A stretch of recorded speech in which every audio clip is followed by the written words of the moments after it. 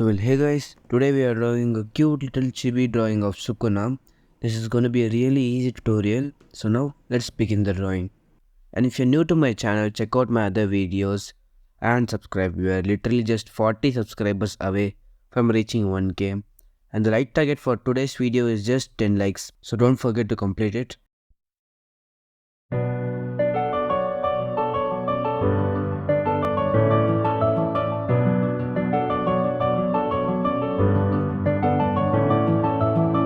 Sounds all you don't like your face 正直ないものの神体だ不信高い命や年とはパラパラ高みなく人間寄せる高い不平等な人生才能もれない上位日常が無人平等に没個性たどる記憶の国に橋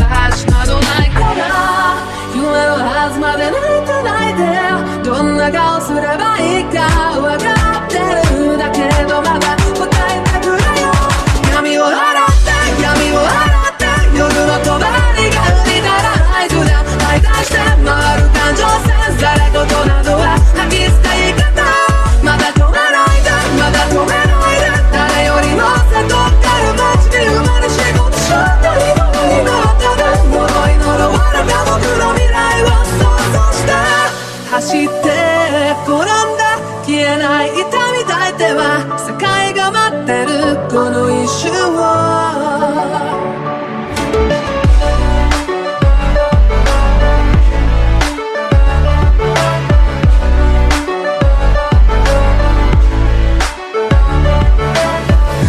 上々的感情が開いていくバカ従順に従った血管と罰視線確かにない愛に上気声を出せないまま特別な時間の泣きやきやこ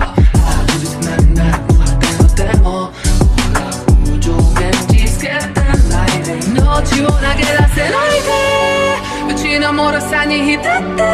どんな顔すればいいかわかんないよ今はただ答えてくれよ五条を解いた不確かな声を紡ぐアイディア交際して回る感情線その先に今立ち上がる手をただ追いかって誰よりも強くなりたいと願う君の本当にそれ今はただこのぐらい夜の底に深く落ち込んで不格好に見えたかいこれが今の僕なんだ何者にもなれないだけの屍だ笑いよ目の前の全てから逃げることさやめたイメージを繰り返し想像の先を行けと闇を払って夜の帳が降りたら合図だ相対して回る感情線され事などは吐き捨て言い方まだ止めないでまだ止めないで誰よりも背取ってる街に生まれ仕事しようというものになったら呪い呪われた僕の未来を想像して走って転んだ消えない痛み抱いては世界が待ってるこの一瞬を